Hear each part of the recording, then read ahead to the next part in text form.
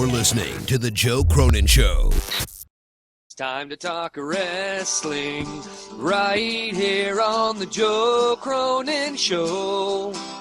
And all you shit bums, don't forget to donate in the box below.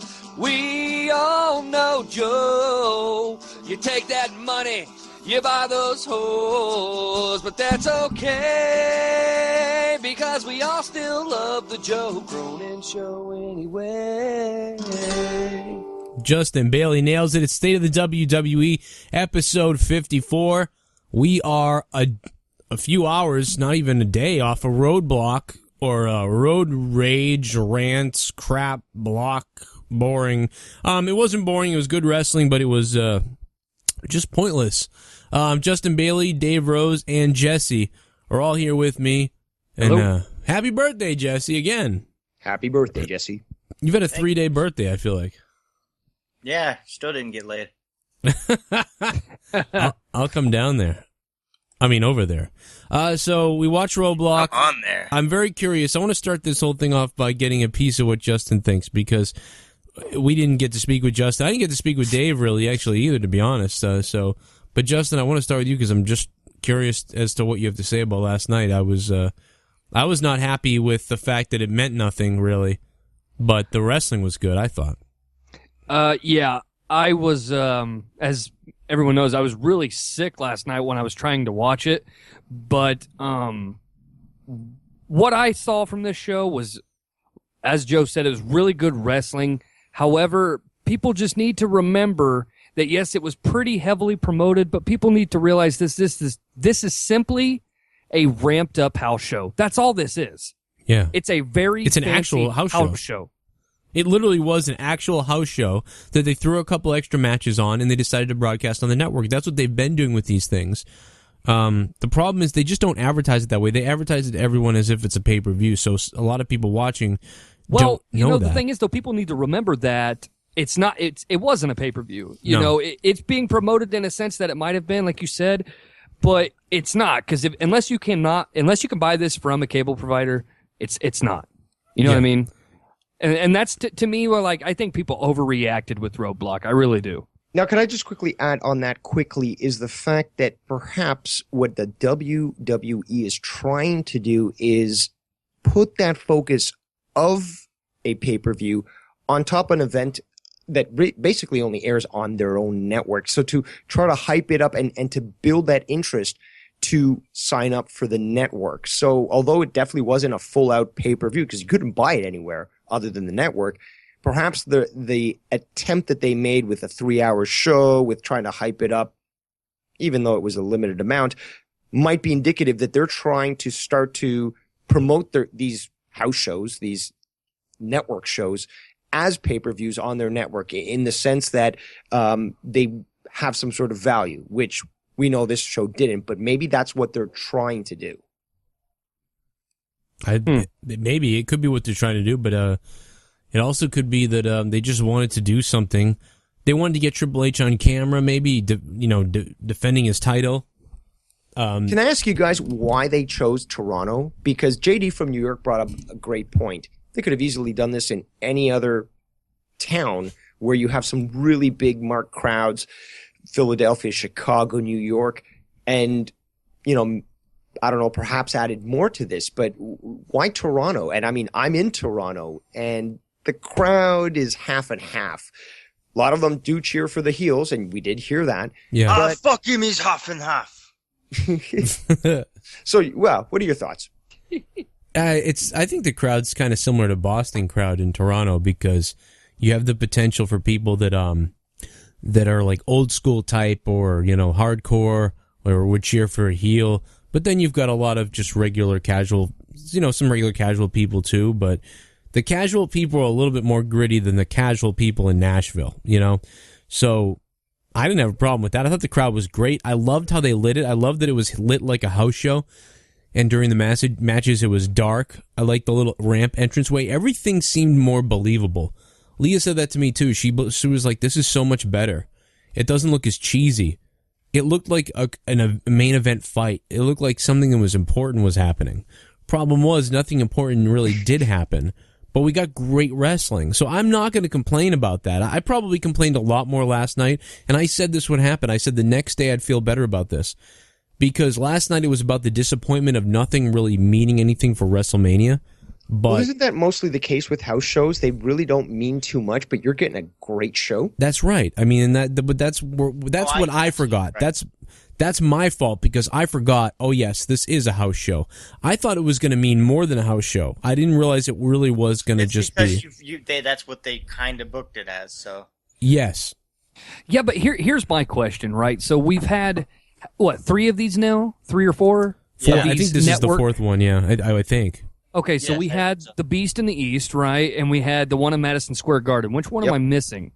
I think it's only 3, isn't it? There was a Madison Square Garden, the Beast in the East, and then there was another one. Oh, King of the Ring was one. Yeah. Okay, well, see that I don't compare that because that wasn't a house show. You know, So then there's 3. That was taped before SmackDown. So like. My point is, like, the Beast in the East was fantastic. We all loved that, right? Everyone thought that was awesome. This was not taped. King of the Ring was not taped. King of the Ring. I mean, it was live on the network. network. It was live on the network, and it was it was 2 hours long. Now, speaking of, I got to actually interject here. It looks like there was a couple of dark matches that weren't even aired. One, for example, Mark Henry defeated Randy Sharp. And I don't know who that is. They put Kevin Owens on that. That was Goldust defeated Victor. Kevin Owens, we found out, was in a different state. That was last night. So he wasn't in a dark match. Yeah, that wasn't there. But in Toronto, this is again what happened last night. And some people were saying during your review show that this was pre-recorded. It was not. It was live here in Toronto. And apparently, these first 2 dark matches were Mark Henry versus Randy Sharp, who again I have no idea who that is. And Goldust defeated Victor with Connor, according to this Wikipedia article. So, that's awful. again, there was a lot of talk as to why certain matches were placed in their order, because by the end of the night, the crowd did seem a little tired, but only due to the work that Triple H and Ambrose did is why they got so hyped up at the end, and probably why there was a good reaction. It was a solid match. That really... Yeah, there was a credit.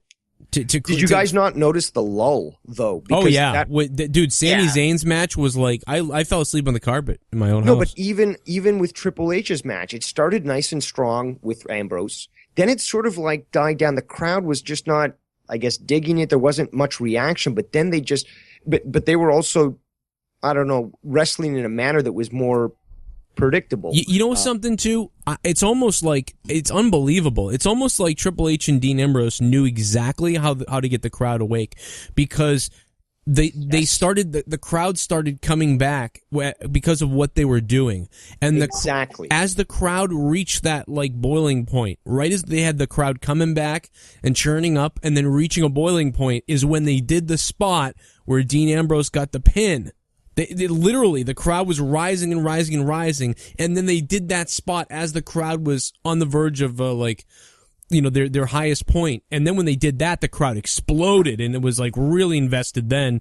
And then they did their last few spots, and it ended. And it was just, you would think that Triple H and Dean Ambrose had visions of exactly what they could do to make the crowd come alive, because they did it. It's really incredible. They really gel well. They really work well together. They really do. It showed at the Rumble, the intensity on both of their faces was exciting. I'm so excited to see these two. Like I mean, really these two have a rivalry, and not Roman Reigns at all. I really couldn't care less about Reigns at this point, unless he's a heel. Yeah, I mean, I agree with you. A bit. Well, I don't know. I just thought that was funny. The Justin was like, I agree with you. I think Justin was like typing on his keyboard and was like, I don't know what you just said. I agree with you. No, I listened to every word you had to say.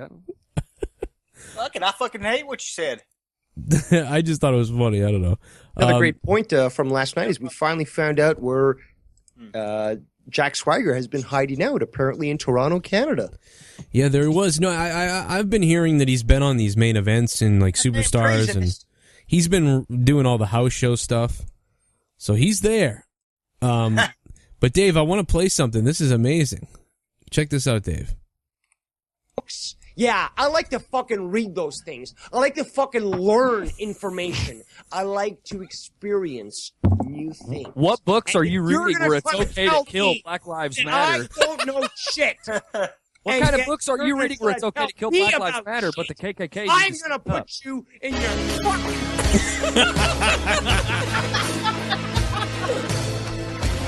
Dave, the disappointment on your face. Did you watch that clip yet?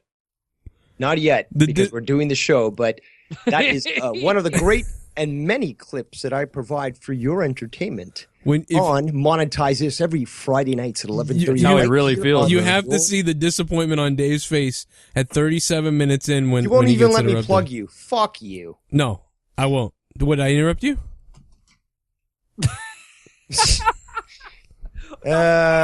Story of my life. Yeah. All right, well, back to the wrestling. I just thought that was a good little sidetrack. It's fucking hilarious. And if you want to check that episode out, that's episode 60 of Monetize This. There you go. You know, there is something that I want to mention about, like, collectively, you know, with these kind of house shows and the thing that they're kind of trying to put forth. And with me, the whole thing with Roadblock in general was to keep the hype going for WrestleMania as one thing. But the thing with me is, with WrestleMania being free, I feel like Roadblock was kind of one of that last stands to get a bunch of people to sign up for the network. Yeah. You know what I mean? Like the Roadblock, you can only see it on the network, plus WrestleMania is going to be free. Maybe this was just a really hard push to do that, and they needed a solid card to do it. I totally agree with you there. Yeah, because every time they have an event on here, they get numbers. So they're like, let's do that. Especially when they're promoting a free month, and then in run up to WrestleMania, that was a perfect opportunity, you know, to at least try to entice people to subscribe. How many thousands of people, you know, signed up for the network because of that? You know, and they'll be there for WrestleMania now. Let me ask you something. I was actually kind of upset. And this is a house show booking, by the way. You only would do this at a house show. But we saw it, and it bothers me that Enzo and Cass lost, just straight up lost. They didn't, nothing. I said they were going to lose nefariously if they lost. Like, they would be a count out, they would cheat. But no, Dash and Dawson just beat them. The Revival. The Revival, yeah. It would have been nicer. Does anybody know why they redid their name like that? Is the Revival kind of like pointing to they're bringing back that old like 80s feel of wrestling? Or that's what I'm getting. That's the what vibe I'm getting. Yeah, okay. That's got to be exactly what it is. I really like them. I think they're good. I like them too. They're talented. They're a little Very short. Talented. They're a little short, but so am I. But I like them. I mean, Leah thinks that, like Leah said to me, she keeps saying like, I think Enzo and Cass will be great on the main roster, but she's like, I feel like these other two guys won't translate at all. She's right. And you know, the thing is too, I believe it's Dash. He's the guy that's kind of like, he's the more beefier one, you know. Yeah. He like the way he like sells and works in the ring, it reminds me of Arn Anderson. That's right. Yeah, absolutely. I'll agree there, but I've got to disagree with you, Joe and Leah. I do think they would translate well if I was booking stuff. Why? Because I agree. the Ascension would be going after them. They would do a face turn. What? And done properly, so people actually support them rather than shitting on the previous generations of good wrestlers. Wait, the Ascension would go face? Ascension would go face. Okay, yeah, that's fine with me. Against Revival, I could make that work. Do you want to know the only reason the Ascension failed on the main roster? Because they insulted all the previous people that came up before them. And then the booking, the matches. That goes too. No. To me, it was simply the fucking makeup and the shoulder pads. Really? Yeah. They came up, they looked like a couple of fucking dumbasses. But they looked at a place, they took themselves way too fucking serious in the way they did it. They're shitting all over past tag teams, you know, that legendary tag teams. They did look ridiculous. Do you remember? They look good in NXT though. It was in NXT. That's what I was gonna say. In NXT, all they wore was like that, you know, just the weird thing that went over, but they didn't wear like the face paint and the shoulder pads. They came out in their Ascension t-shirts. That was it. And they were over as fuck. Yep. Wait a minute. I don't remember now. They didn't have the shoulder pad stuff in NXT? No, they had no shoulder pads. They had no makeup. They just came out in their Ascension shirts then the bottoms that they have now on the main roster. I thought they had makeup on. I think a couple of times they came up with that new gimmick. Yeah, I thought they had makeup. I really don't know. I got to go back and watch I that. don't- I don't. Early I don't- NXT there, Justin. I don't think that I don't know, man. that they didn't have pads and I don't think they. I think they had the same thing. No. I'm talking about before they got called up. Yeah, I'm talking about that too. No. Before they got called up, they did not have the shoulder pads. They didn't have the makeup. None of that. If that's true, then that's part of it. That's definitely part of it. Because I showed my friend I told him, I said, these are the same fucking guys that you're seeing on Monday night now. And I showed him their entrance that was that last takeover where they dropped the belts to the Lucha Dragons and they came out. Their entrance was just so powerful. They had such a presence in the ring that made you feel like these dudes are not to fuck with. And it's a night and day difference compared to what you have now. Yep. Yeah, I mean, now they come out and it's like, this is a joke. Like these They guys look like fucking clowns. Yeah, these guys are a joke, man. I don't know what's going on. It doesn't help when you put them together with Stardust. Yeah, with startups, and they look like, oh, we're cosmic idiots and stuff like that. Like, I guess we're a bunch of, space people, Now, this is something I really want to discuss. Jesus Christ, my mute button. This is something I really want to discuss. could- That on against Friday night. Even your mute button wants to fucking. Seriously, though. Bray Wyatt is a sore point for me. Okay, I know that everyone's written him off. I'm still on the fence with this one. Oh. I want to see more with him. Last night was basically a kick in the balls for me and many other people out there. I know you've got your issues with him, Joe. Why don't you tell me and the audience, as well as you, Justin Bailey and Jesse, why it is that I'm wrong to continue to support this guy, or maybe what? I don't blame anybody that continues to support him. I'm basically saying I don't give a shit about Bray Wyatt anymore. And I mean that towards the WWE writers, to the WWE creative, to Vince McMahon, to anybody. Bray Wyatt's doing the best he can with what he has done. Yeah, I don't blame Bray Wyatt. I don't blame you for still liking him, but I'm off. I'm done. I've had enough. And this Brock Lesnar thing that happened the other night, and just everything that happens with Bray Wyatt is a joke to me. I can't stand his promos anymore. Oh, the darkness and the Armageddon. What the fuck are you gonna do? You can't beat anybody. You can't win a title. Why are you even here? Just to talk, be a little shithead? He's like the little fat annoying kid who wants to just cause problems and calls the show, and then you just hang up on him and get rid of him. By the way, Justin, I just saw a picture of the Ascension. You are not joking. You're right. They had their T-shirts. They looked awesome. And now they look like idiots. And you're right, that's what it is. We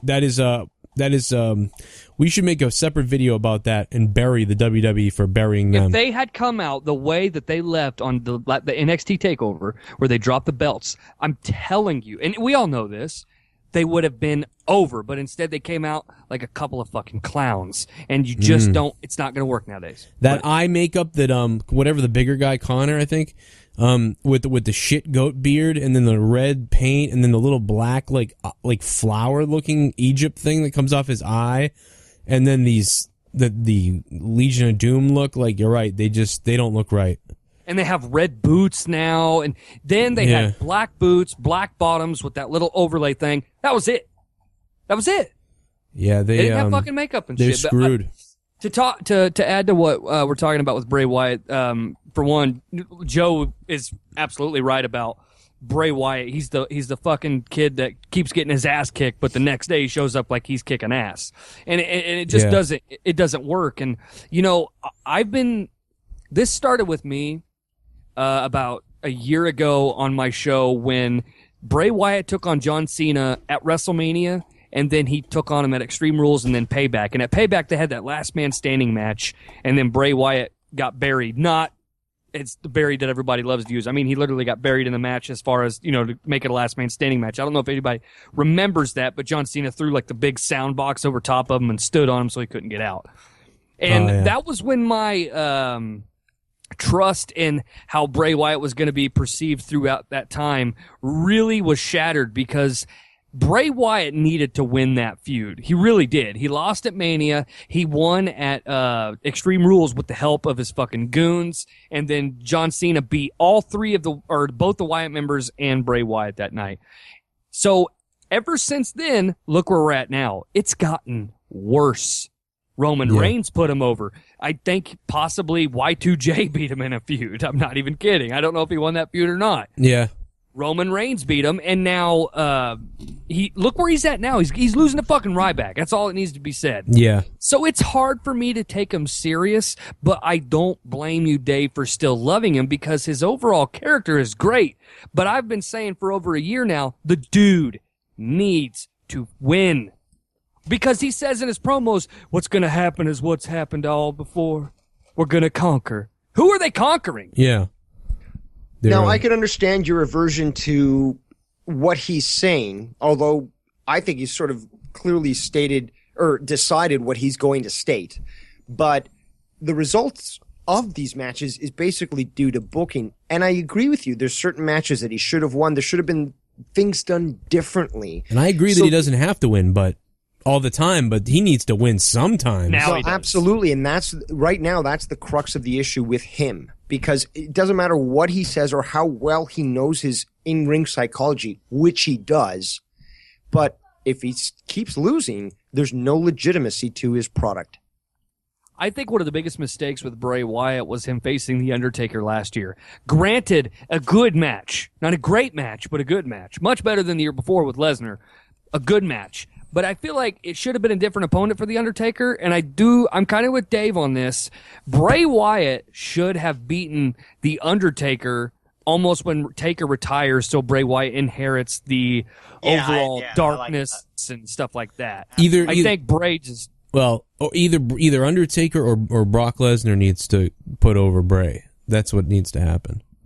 Well, with me, it's the mystique of The Undertaker. It needs to be passed on. Absolutely. In a sense. Since you're the new face of fear, you inherit kind of the last breath of The Undertaker, and it's up to you to impend the darkness on the WWE like I have for the past 20 years.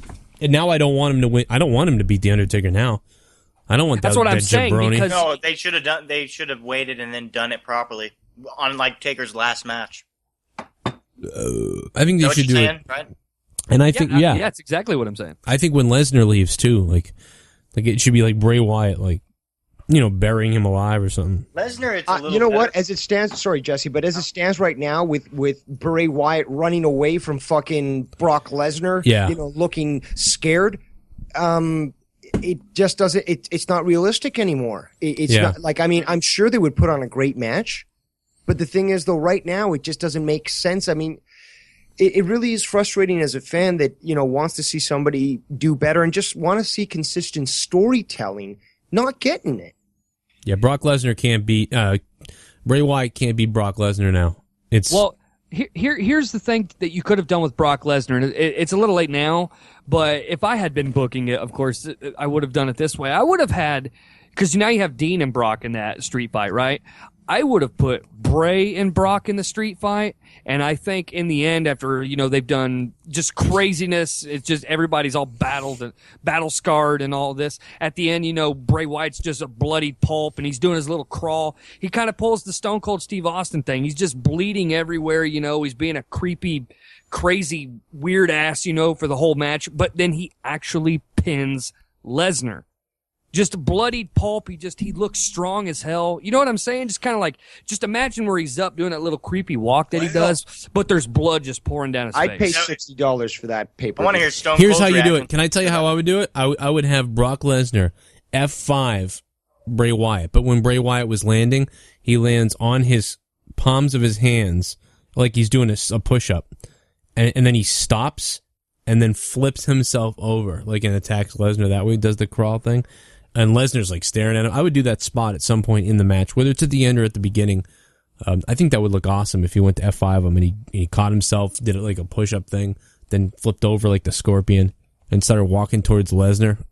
Or Lesnar does a German suplex, and once Bray hits his back, he flops up into the fucking walk. Yeah. Oh, that would. Oh my god. See, that would be look so good. cool. And then that would be really cool. I feel like Bray versus Brock would have been the better story-booked match. I'm still excited for Dean and Brock, but I'm just saying overall, if I had been booking it, I would have booked it the way we've all just talked about it just now. It would have been very entertaining. And I would have booked Kevin Owens versus Dean Ambrose because those two had already had some good matches. Yeah. and they would have had a better match, I think. They did some of the best storytelling that we've seen Yeah. from the WWE in recent time. First of all, I don't give a fuck what anybody says, even Kenny Bolin, Star Maker, about Kevin Owens' look. Yeah. The fact is, he's a hard worker. He does a great fucking job. He tells stories so well, not only with his wrestling, but his speaking. It's just so encouraging to see someone like this who has this ability to just get people riled up and get reactions from the crowd and just do a great show. Mm-hmm. Yeah. Dean Ambrose, even though he needs to win more, at least everything he's been doing recently story-wise has been really interesting and really pretty good. But if Kevin gets Sami Zayn, then I don't know. Well, are we going to see that because of that recent... I'm pretty sure that's happening. Yeah. And because Dean's got Brock Lesnar, which I suppose getting Brock Lesnar is a bigger thing than the Intercontinental title, maybe.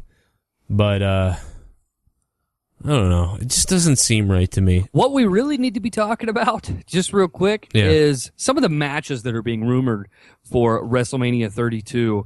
For instance, Sami Zayn versus Kevin Owens versus The Miz. Oh, my God. It's being talked about that The Miz is going to be in a triple threat ladder match with Sami Zayn and Kevin Owens. That's weird. I mean, that is and if really... it doesn't get weird there, Ryback versus Kalisto for the United States Championship at Mania. Yeah, I think that's a disaster. Nobody cares about that. You have that literally... That is a disaster. You literally took everything that you had going... My daughter just ran in here. You literally took everything you had going with the United States Championship. Bye, honey. Even she was laughing at Ryback versus Kalisto. Go see Mom. Can't blame her. It's okay. There we go. I got rid of my daughter. I killed her. I'm just kidding. I'm gonna... Ryback and Kalisto. Yeah. Just why? Like you were saying, Joe, they've totally killed what they were doing with that U.S. title and just flushed it down the toilet. John Cena put that thing probably above the level it needed to be, and it has now sunk to the depths from which it may never return. You know what? In foresight, and I've admitted this in the past, but really looking at it now, especially because he hasn't been around for so long, wow, John Cena really did do a lot for that title and probably did put it way over than it needed to be, but that's just what he did, and he did a damn fine job doing it. It's my favorite, I have hated John Cena for every year I've seen him, and I've hated on him. That is the one thing that I enjoyed from Cena in his whole career, my 10 years watching him.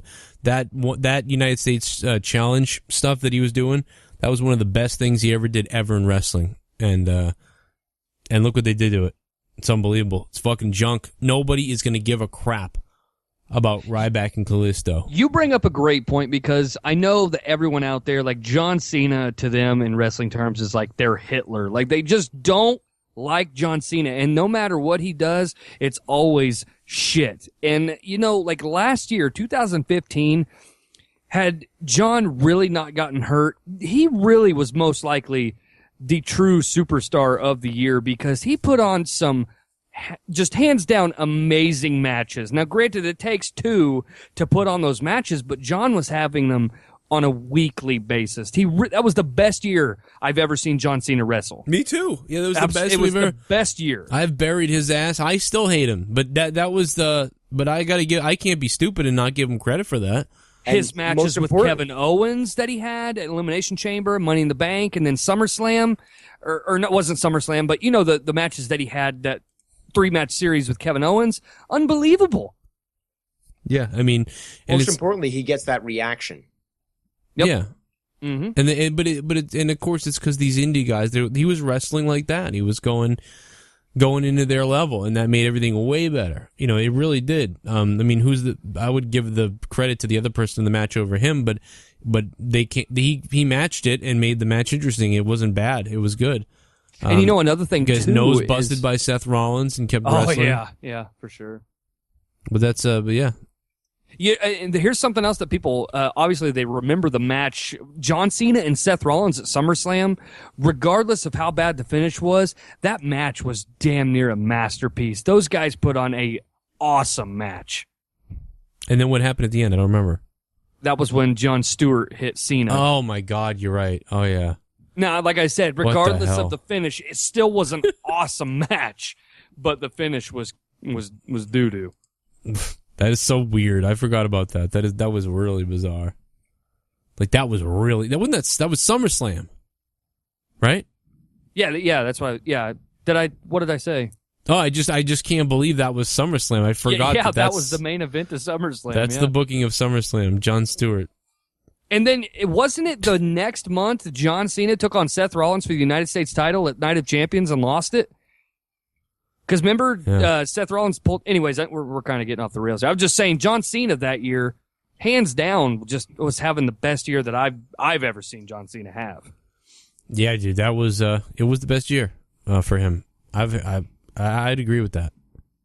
And I'm not gonna lie, he's very missed right now. I'm not missing him still, but I think if John Cena was on the card for WrestleMania 32, it'd be a lot different.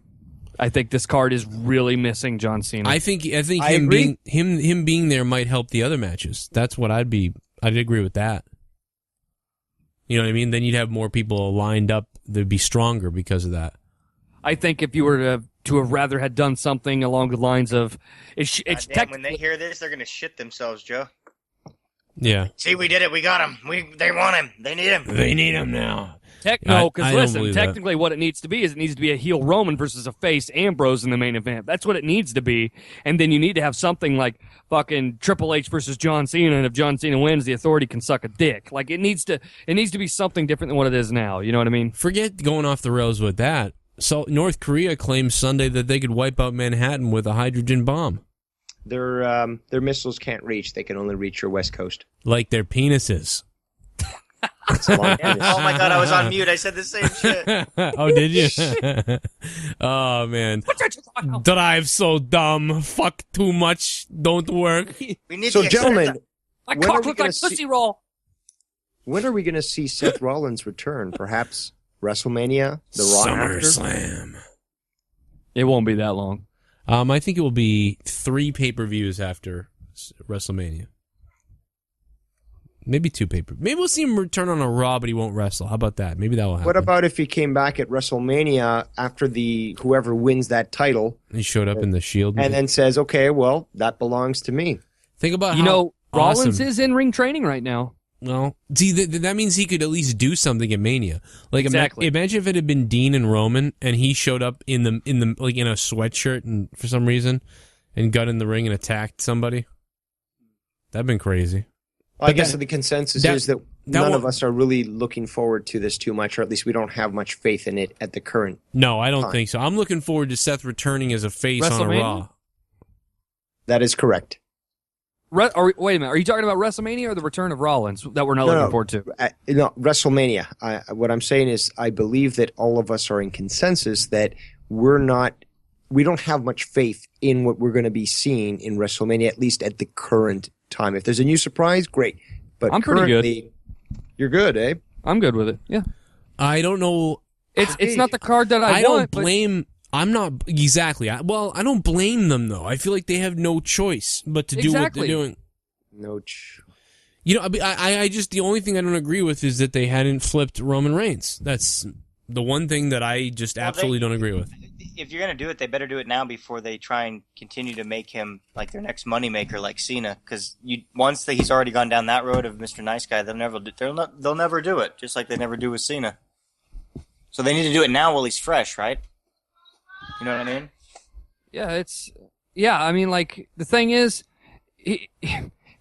here's the thing with WrestleMania. I understand there's a lot of people not feeling good about this WrestleMania, but people need to remember the depleted roster that they have. You know, if they could have everybody back, you know, Cesaro and Rollins and Cena, just keep all those guys in mind that if they were back, we wouldn't be saying what we're saying right now. Or we probably still would, because there's a lot of bitter fucks that watch wrestling and all they want to do is shit all over it instead of sit back and allow things to just play out. Now, True. I do take into consideration there is a lot of shit to talk bad about with wrestling today. I get that. But even when good shit is being done, people are like, oh my God, it's going to fucking suck. It's going to be shit. So when they have that mindset, come WrestleMania time, they're all like, oh yeah, I already said it was going to be shit, so it's fucking shit. Even if it was good. Okay, but the thing is with this WrestleMania, I'm sorry. On paper, when I see Dean versus Brock in a street fight, I'm like, that could be fucking crazy. If I see Roman Reigns versus Triple H, I love Triple H, and I think Roman Reigns does pretty good in the ring. I know I'm going to get a lot of shit for that, but I think he is absolutely underutilized as far as like his talent overall. He needs to be a heel. I get that, but he's underrated by the wrestling fans of how good of an in-ring worker he is. Whether you think he's lazy or you think he's just doing it day to day to get by, whatever. The fact is, I think he's underrated, and people just are upset with the way he's being booked is what's hurting him, and I get that. But listen, like I said, Brock and Dean on paper looks badass. Roman versus Triple H, I can deal with it because, like Joe says all the time, I'm really interested in seeing that outcome. You know what also looks good on paper? Communism. Yeah, Jesus Christ. No, but see, no, he had to resort to hang on. No, sorry, you make some good points. I was just trying to fucking rile you up, but no, you do make some good points. And not to mention, you have the Triple Threat Divas match, women's match. You have the Triple Threat women's match, right? I mean, you have that in there. And then what's the other big block? But oh, Shane and Taker. Like, when I'm looking at this on paper, I'm like, I would buy a ticket to go see this. Get the fuck out of here. It's WrestleMania. I would buy that ticket. Now, one thing I do want to ask you, Justin, is about the continuity, because obviously certain stories need to be told and they might fast forward them somehow to get those done, like the Triple Threat Divas match that you're talking about.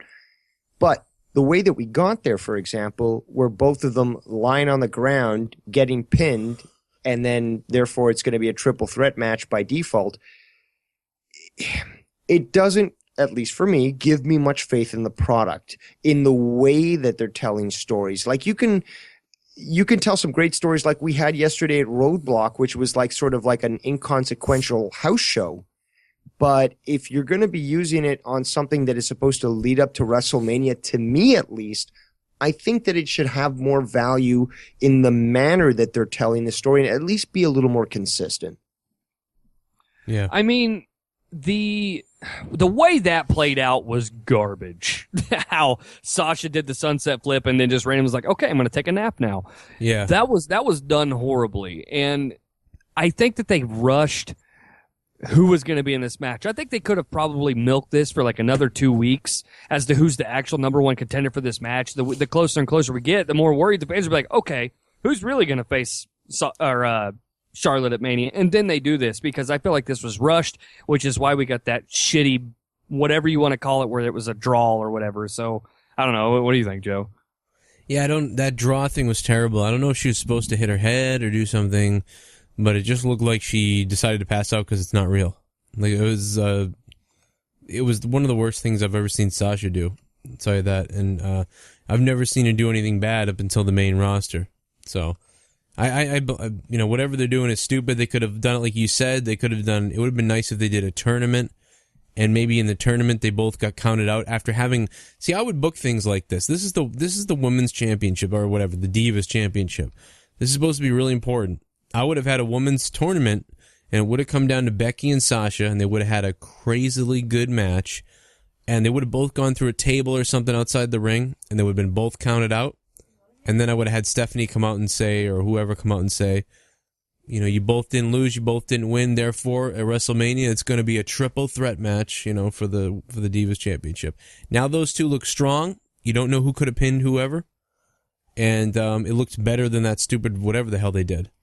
You could have done it one of two ways, and yours is great. I like that too. If I had booked it, I would have done it one to two ways, obviously. It would have been the tournament, like you said, and the end would have came down to Becky and Sasha, and they would have had a hell of a match, but it would have been a time limit draw. Therefore, they both earn a spot. Because we haven't seen that in a long time, where a match literally meets the time limit, and then they go on to both be the number one contenders. Or you have a big-ass fucking Divas Battle Royal, and then they do the Luger-Bret Hart thing, where they both go to the top rope at the same time. I thought about that a second ago, but I think it would have been harder for the two Divas to land at the same time.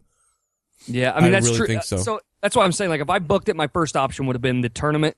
And then when you come down to it, they both wrestle and go for like a 20, 30-minute draw.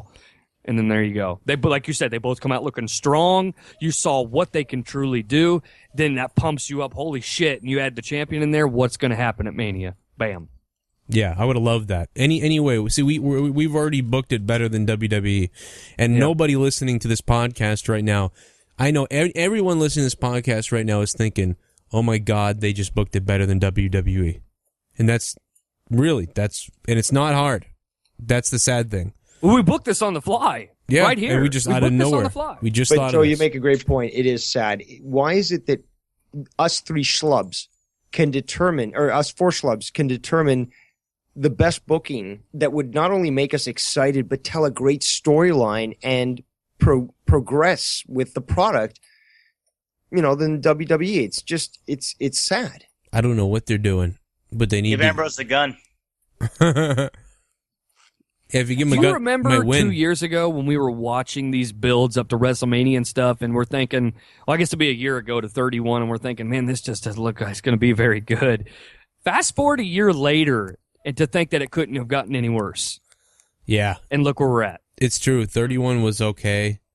30 was, I think, 30 better. was awesome. 30 was good. They both were good. The last 2 years, they were good, and we didn't know what they were going to be, I feel like. WrestleMania is always good if there's at least 2 or 3 moments where you can go back. I got to go watch that WrestleMania for this.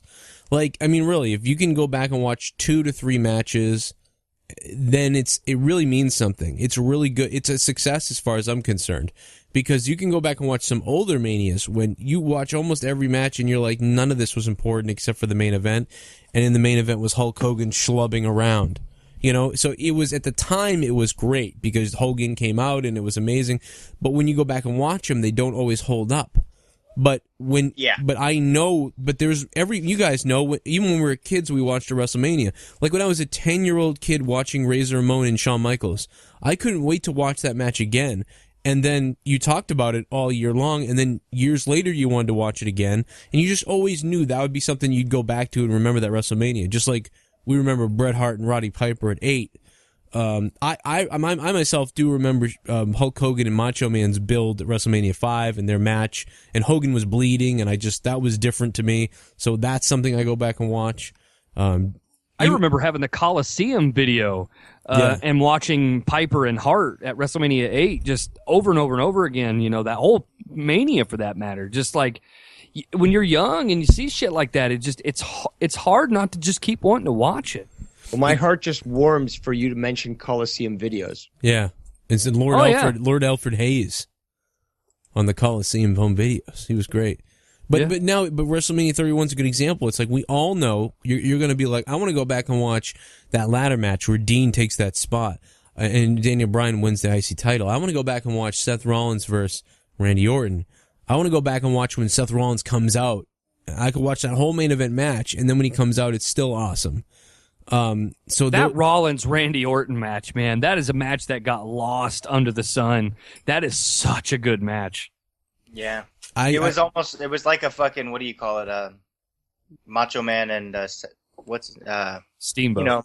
Yeah, it was kind of like that, in a way where it wasn't, but it didn't get any of the any praise though, really. Did it? I don't think it was. In my opinion, I thought it was that good. I thought it was pretty good. The ending, that's what sold it for me. I think a lot of people love the ending of it, but I don't know if the whole match is that great. I got to go back and watch it myself. I said this the last time we did State of the WWE. I think. I like Orton though. Since we're on the topic of WrestleMania and how that might be affecting the current state of the WWE, there's also the fact that during Roadblock, for example, it was promoted at least once, if I remember correctly, The Rock being at WrestleMania. Mm-hmm. We know that he's had issues with the insurance, and we're not too sure whether or not he's able to wrestle, but that's my point. Are we interested? Is there a point for this? Yeah. He's probably going to come out and talk. I mean, like I said, we had the potential for Stone Cold Steve Austin, The Rock, Shawn Michaels, all to do something at WrestleMania. Well, Stone Cold, in my opinion, should have been there, but the bottom line is, Justin, you seem to have some strong thoughts about this, and I'd love to hear from you specifically. I don't care about him. I'm sorry. Like I'm a pretty bitter dude when it comes to The Rock, just because he never really did anything for me. Of course, I was a Stone Cold guy, and even when in his later days during the Ruthless Aggression and all that, I still nothing. The Rock has never done anything other than his work on the microphone. The shit is hilarious. But like nowadays, there's like The Rock could be there and do an appearance. I don't care. I don't give a fuck about it. You know what? I gotta say, I love The Rock, and I'm glad that he'll be there. But I'm just over the whole him returning thing, because it's already, The Rock has been returning like left and right, like so. Cookie puss. Yeah, but the nostalgia and the mark out factor for The Rock, for me, just isn't there right now. I don't think that that's his fault. He's just come back so many times, like, you know what I mean. He's come back like 6 times in the last 2 years or 3 years, that it's like. That isn't going to be enough for me. It's got to be Stone Cold's having a match, Stone Cold's showing up to do something. Like, imagine if Stone Cold showed up in the Shane McMahon, Mick Foley, the referee, and Undertaker match, and Stone Cold stunned the Undertaker, and things like that. I don't know, something like that. But honestly, Austin should have had a match with somebody. And they're in his home state. I feel like he just should have had a match against somebody. Have a match that was kind of like the Scott Hall match he had. I think that was his last Mania, right? The Scott Hall match? Is that Yeah, that was 18. No. The next year he took on The Rock at 19. Okay, so that when was... he actually put The Rock over that time. Finally, yeah. Although that match they had before, I watched it again. That was so good. It's too bad they ruined the ending. The one at 19 or the one at... at... 17, the Stone Cold in his hometown again. Oh, yeah, that match was awesome. That match was so good. And it got ruined by that bizarre ending. The crowd just wanted to cheer for Austin. I actually thought Austin and Scott Hall put on a pretty good match at 18. I actually like that match. It's a good little match, I think. And that's what I feel like you could do that now against somebody. Yeah. We did. What? We did. Stone Cold versus Bray Wyatt, son.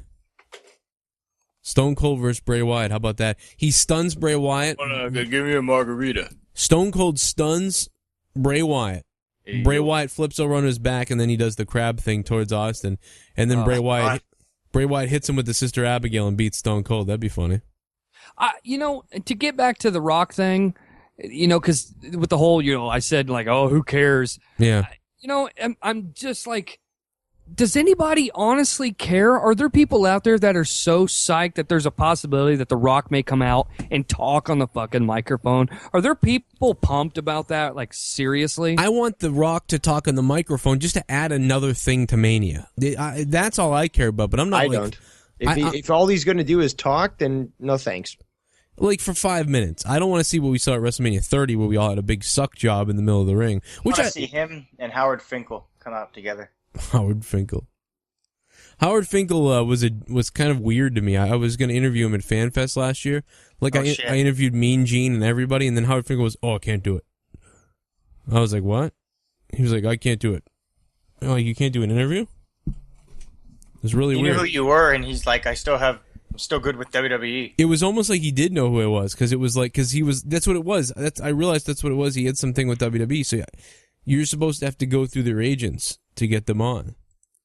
And so I think that's why Finkel said he couldn't. I was like, hey, you want to do a quick interview? Or he just didn't want to do it, and he said that. But I was like, well, anyway, I love you, dude. And he was like, thank you. And then I went over to Mean Gene, and then I was like, Mean Gene, is it okay to talk to you? He's like, oh my God, if you ever saw him, you'd have to do that. Well, rubbing our cocks in anticipation. Well, Mean Gene goes, why can't you talk to Finkel? Because I go, Mean Gene, is it okay to do an interview with you? He goes, of course. Why wouldn't it? I go, well, I was just over with Finkel, and he told me, he wasn't allowed to. He goes, what? Why? And then he made fun of him. That's actually a really good impression of him. Yeah. You want to know something? Mean Gene is fucking hilarious. He is hilarious, dude. He's a dirty man. He hit on Leah. Dirty man.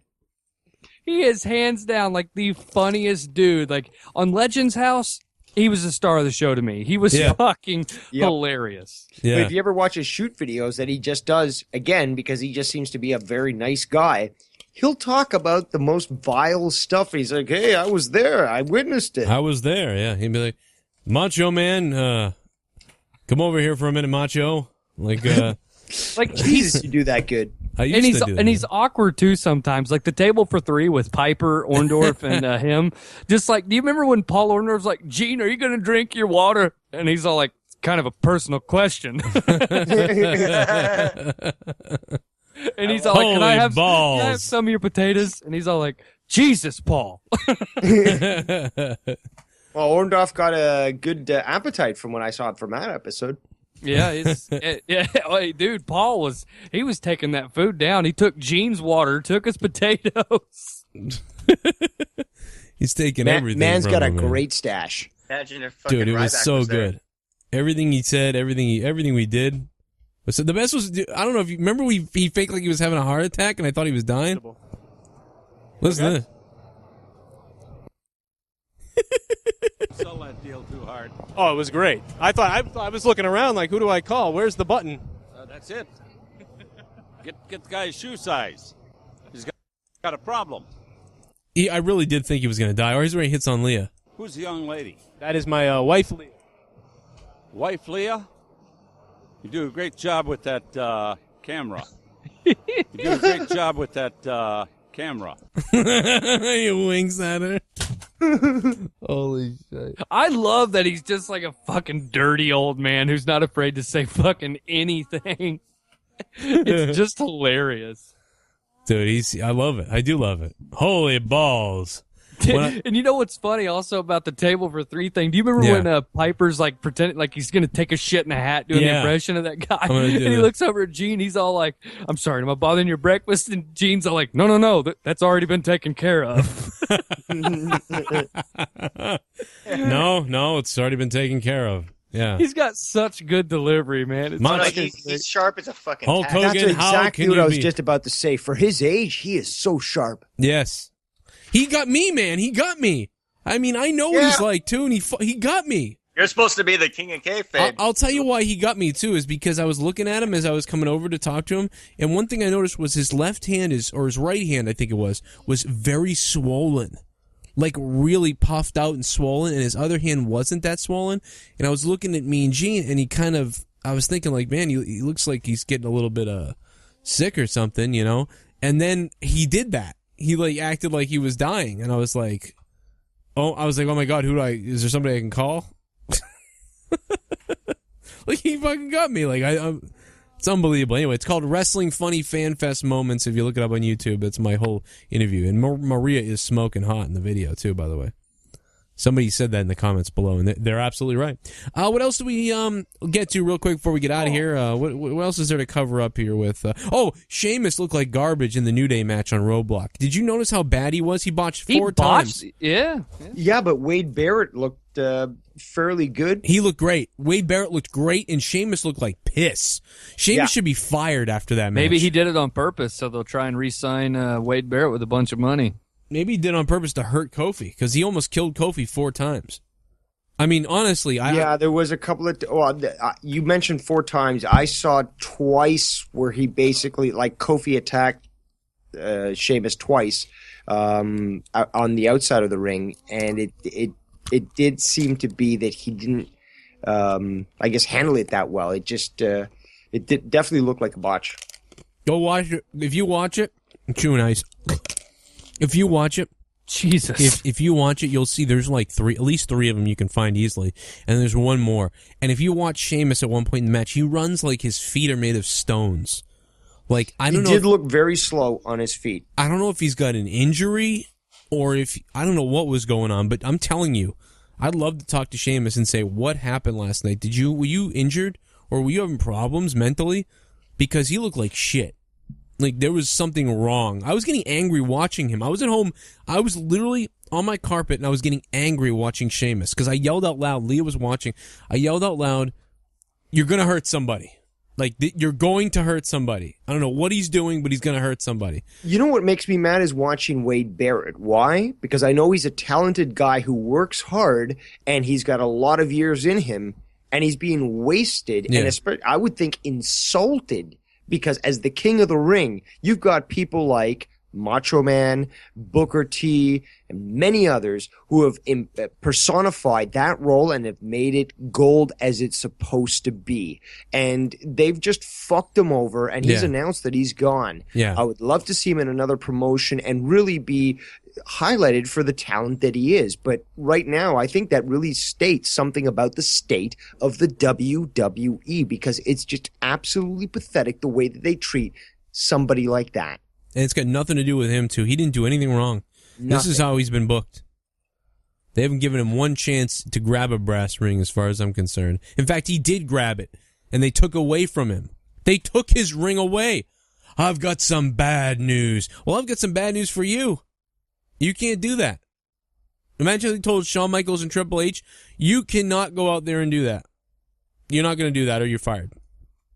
You're not going out there and telling people to suck it, none of that stuff. Hey, Stone Cold, you're not swearing. You're not giving the finger. Don't do any of that. We're not doing that anymore. That's what they did to Barrett. That's what they did to Sandow. Or at least with Sandow, they did more of... With Sandow, they kind of did what they did with Zack Ryder. They gave him a bunch of crap and turned his whole thing into crap. I'll give them this, though. WWE is consistent, because the fact is they always try to make these the talent that they have a hard-on to hate a bad gimmick. And then you've got people that turn it around, like New Day, like Wade Barrett, when he was Bad News Barrett. I mean, he turned it right around on them, and they didn't like it. So then they bury you further, because they're probably insulted at the fact that their attempt to bury you didn't work. It's almost that they're worried that it's going to take on a mind of its own, like Daniel Bryan stuff, and it's going to interfere with Roman's push. That's what I see. Like, this is going to... I mean, how anybody could think that the Bad News thing was going to take over. All it was going to do was sell a lot more T-shirts and make them a lot more money while keeping them in the mid-card, but a great mid-card gimmick. And it's stupid to me. It really is. I mean, the fact that Barrett is still not doing the Bad News thing and going around doing that as that just proves to you someone's a moron. Somebody somewhere is a moron. And granted, he got hurt. And if he didn't get hurt, maybe it would have kept going. But they should have kept it going anyway. Pick up right where he left off, and that's it. Guys, I got wrestle to do that gimmick. Yeah, he doesn't even have... Exactly. Yeah, they can keep him off wrestling, then they can wrestle when he wants to and go for the Intercontinental Championship. But, guys, I got to get out of here. Hey, real quick, so people just know this for towards the end of the show, that Randy Sharp guy that wrestled at Roadblock, he was a local wrestler. It's funny because I was going to say out loud, it's probably a local wrestler. And also... Following the Goldust and Victor match last night, I guess R-Truth and Connor got involved afterwards. Okay, so it was a schmoz. Yeah, just a couple of things to put in there. People hadn't seen that I'm yet. glad you mentioned it. That's cool. What's up, people? Well, we'll see you guys live after Monday Night Raw this tomorrow night. After Monday Night Raw, we'll see what happens on Raw. This shit show. Thank you guys for listening to State of the WWE. And go check out Justin Bailey on the Best There Is podcast on his YouTube channel. Stay tuned for after Monday Night Raw this Monday night. Wednesday, out of nowhere, we'll be doing a podcast with JD from New York at 10:15 p.m. Eastern Time on my channel. And then if you guys want to enjoy our late night crazy program called Monetize This, then join us at 11:30 p.m. Eastern Time this Friday. And of course, every Sunday for State of the WWE in a recorded podcast. Thanks for listening. Click that like button, share, and if you love it, subscribe. We'll see you next time. Goodbye.